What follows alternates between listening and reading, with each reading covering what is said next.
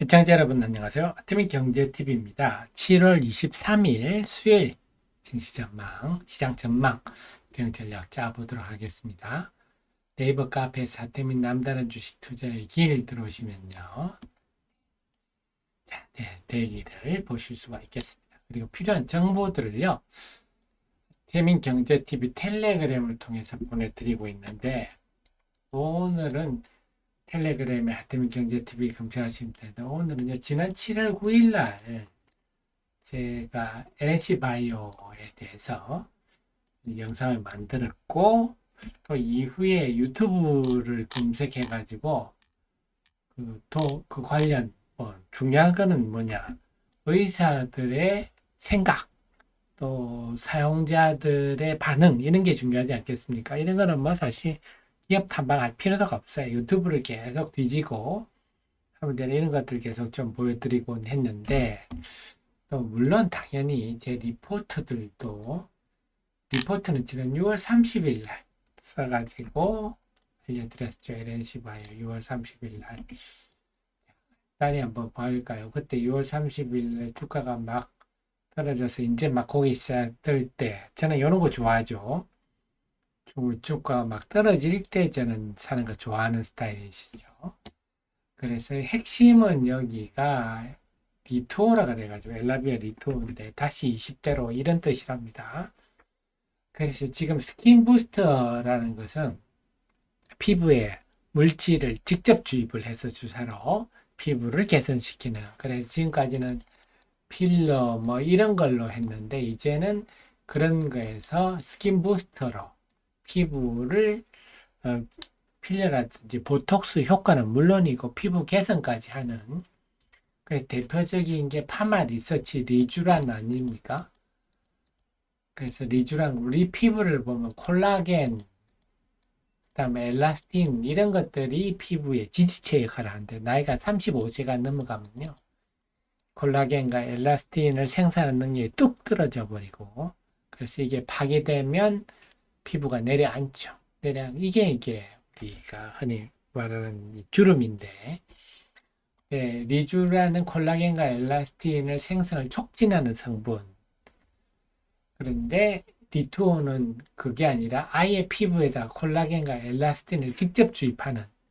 그러니까 지금 리투오는 직접적이고 리쥬라는 간접적이라 볼 수가 있겠습니다. 이제 필요한 거는 의사들, 피부과 쓰니까 의사들의 반응, 그다음에 이걸 직접 해본 분들의 의견, 반응 이런 것들이 중요하겠습니다. 어쨌거나 이게 핵심이다 하면서 6월 30일 리포트 올려드렸고 7월 9일경에는 영상도 만들어 드렸었는데요.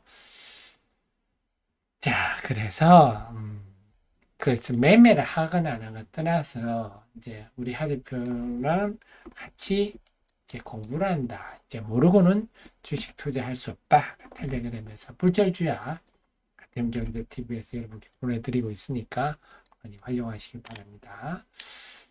자, 외국인의 순매수 힘을 쓰지 못하는 이유. 그동안 또 그러실 수가 있어요. 왜 하 대표 이번 달에는 그 시황 전망 영상을 좀 안 만들었습니까? 그러시는데 사실은 자신이 별로 없어서 그렇습니다. 도움이 안 될 것 같아. 제가 좀 자신 있어야 되는데요. 그 이유를 이제 알았어요. 뭐냐. 참 이번 달에 보면 지금 지수는 행보 오늘 좀 빠졌습니다만 지금 보면 7월 10일부터 21일까지 8거래일 연속 외국인이 순매수를 했다. 그리고 그 규모가 2조 5천억대 하루 평균 3,200원이면 상당히 가난 매수인데 지수가 안 올라갑니다. 막 갈 듯 하다가도 자빠지고 뭐 이런 흐름이었거든요. 그래서 이 기간 동안 7월 10일부터 21일까지 외국인이 한 2조 5천억대 순매수했는데 지수가 겨우 1.1% 올랐다. 왜 이렇게 외국인 순매수가 힘을 쓰지 못할까?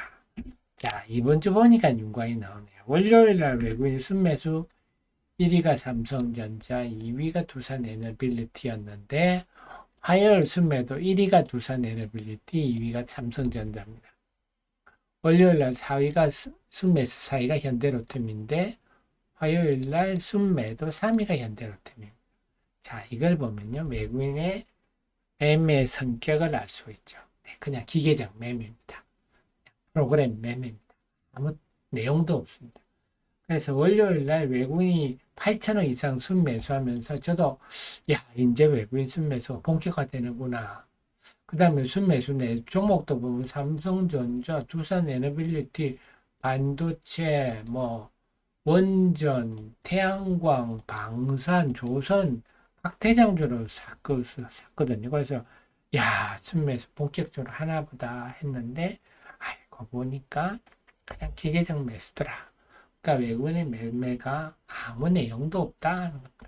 그래서 월요일에 순매수했다고 화요일 바로 순매도 하는 이런 상황이다. 그럼 당연히 이 시장에 영향이 좀 없겠죠. 그러다 보니까 주가도 마찬가지. 외국인 매수로 월요일 삼성전자, 두산에너빌리티, 현대로템, 특히 두산에너빌리티는 6%나 올라가지고 아주 좋아했는데 주주님들이 화요일 날 다 세종목 모두 되로주고 말로 받았네요. 월요일 오는 것보다 훨 더 빠져버렸어요. 그만큼 기계적 매매다. 뭐 뜻도 없더라. 그러니까 그런데 그 속에 우리가 놓치지 말아야 될 게 지금 유가증권 시장 경우 같으면 하락 종목이 지금 6거래일 7월 15일부터 지금 6거래일 연속 하락 종목이 많아요. 그리고 7월 16일 그 다음에 7월 22일 상당히 하락 종목 600개 넘는 굉장히 많죠. 코스닥 기준으로 보면 1000개가 넘는 건데 그럼 6일 연속 하락 종목이 많다. 이 말은 우리가 주식 물려서 잠기는 자금이 많다. 이런 의미잖아요. 당연히 잠기면, 물리고 잠기면 투자 심리도 안 좋겠죠. 불안하겠죠. 이런 상황이다. 그러다 보니까 이렇게 누적되다 보니까 7월 20일 화요일에는 외국인이 조금만 순매도로 돌아섰으니까 지수도 1% 이상 빠지고 하락 종목도 굉장히 많아지더라. 아하, 이런 걸 알 수가 있습니다. 그래서 여기 조금 더 찾는다면 그나마 유가증권 시장보다는 코스닥 시장이 좀 등락 종목 수 분포가 좀 낮죠.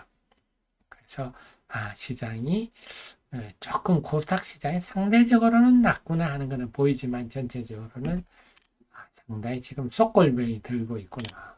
그리고 또 하나는 제가 화요일 날 HD 현대일렉트릭 실적에 대해서 반응이 중요하다 그랬죠. 내용이 중요하지 않습니다.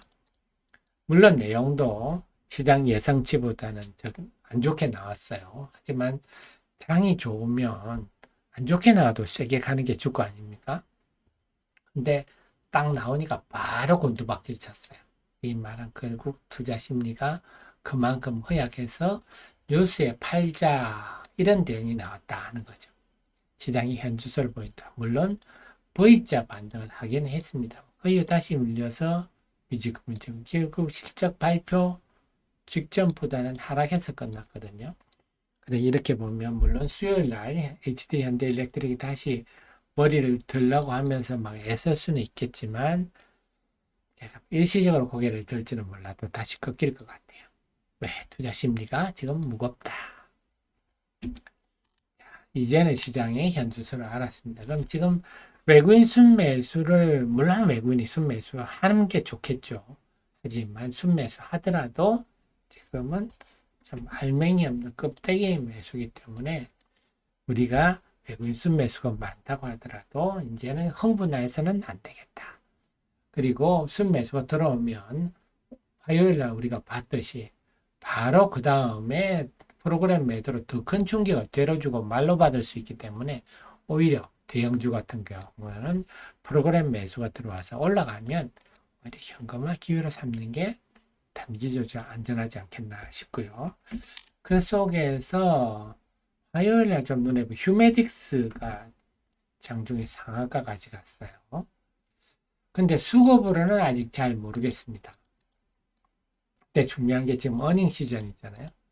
어닝 시즌에 이렇게 주가가 올라가는 것은 우리가 시사하는 바가 크다. 아마 2분기 실적이 깜짝 실적이 나올 가능성이 높다. 이렇게 볼 수도 있겠고 자 그렇게 보면 월요일 화요일 없던 수급이 수요일 날 대규모로 기관이나 뭐 이런 매수가 들어올 수도 있겠고 봐야 되는 중요한 거는 이제 좀 중소형 실적주 내지 재료주들이 움직이는 장이 될 수가 있겠구나. 그러니까 시장이 지금 외국인 순매수 해봐야 껍데기 별 것 없고 그렇지만 지금 지금 고객 예탁금은 넉넉한 편이기 때문에 좀 중소형 아까 봤듯이 코스피보다는 코스닥이 더 지금 유리하고 대형주보다는 좀 중소형주가 유리한 환경이 만들어지고 있다. 자, 그 속에서 수요일 날 도우인시스가 상장이 됩니다. 이거 아시는 분 많죠? 삼성 폴더블 UTG 울트라 스틴 글라스 우리 폴더블 폰에 스틴 글라스를 만드는 회사죠. 그래서 이 회사 뭐 좀 유명하니까 코스닥 시장 상대 지금 요즘 또 삼성의 폴더블 폰이 나오면서 폴더블 폰 관련주 파이낸텍 같은 게 움직이지 않습니까? 그래서 도우인시스도 제법 흥행을 할 것 같습니다. 근데 여기 쏠림 현상이 생기면 여타 종목에 부정적인 영향을 줄 가능성도 있다. 그런데 지금 시장이 체력이 좀 약하고 심리가 좀 안 무거워지는 속에서라서 이런 게 나타나면 시장에 더 안 좋은 영향을 줄 수가 있어서 이래저래 지금은 방어적 전략, 단타 위주로 하시면서 코스피보다는 코스닥, 대형주보다는 중소형주 여기 초점을 맞추면서 발빠른 대응을 하시는 게 될 것 같습니다. 정리가 되셨죠? 자, 다시 한번 하팀 경제TV 텔레그램 많이 활용하시고요. 저는 그러면 또 다음 시간에 정시전망 찾아뵙겠습니다. 고맙습니다.